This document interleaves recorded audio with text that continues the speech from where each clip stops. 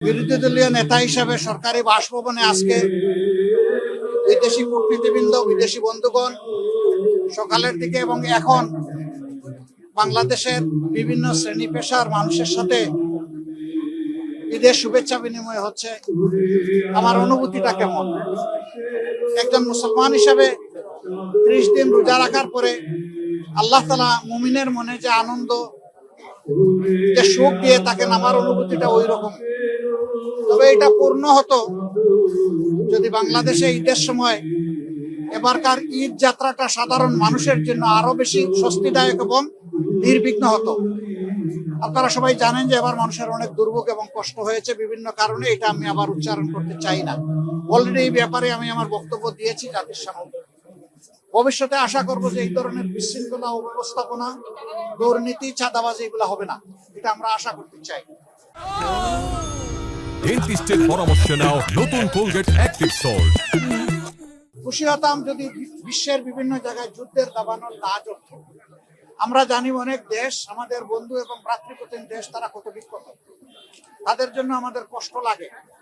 আমরা যখন এই ঈদের শুভেচ্ছা বিনিময় করছি তখন তারা তাদের জীবন নিয়ে শঙ্কিত, তাদের সম্মান এবং তাদের সম্পদ নিয়ে তারা শঙ্কিত, দেশের অস্তিত্ব নিয়ে শঙ্কিত। আমরা আল্লাহ তাআলার কাছে দোয়া করি, যুদ্ধ কোনো সমাধান নয়। এই যুদ্ধে যারা ন্যায়ের পক্ষে আছে আল্লাহ যেন তাদেরকে সাহায্য করেন এবং বিজয়ী করেন। যারা মজলুম আল্লাহ যেন তাদের সহায়ক হন। এইভাবে যদি সারা বিশ্বে মানুষ শান্তির সাথে থাকতো আর আজকের ঈদটা হতো, আমাদের ঈদের 16 আনা খুশি আমাদের পূর্ণ হতো। কিন্তু সেটাও পূর্ণাঙ্গ থেকে গেল।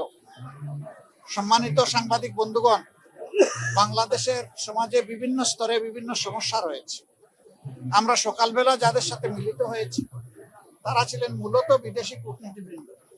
আমরা তাদের মাধ্যমে বিশ্বে একটা বার্তা দিতে চেয়েছি যে আমরা একটা সৌহার্দ্যের, একটা ভ্রাতৃত্বের, একটা বন্ধুত্বপূর্ণ বিশ্ব চাই, যেই বিশ্বে হিংসা হানাহানি থাকবে না, যুদ্ধ বিগ্রহ হয়ে আর মানুষের জীবন নিয়ে কেউ খেলায় মেতে উঠবে না, আগুনের গুলা আর উড়বে না। আমরা সেই রকম একটা বিশ্ব আমরা দেখতে চাই।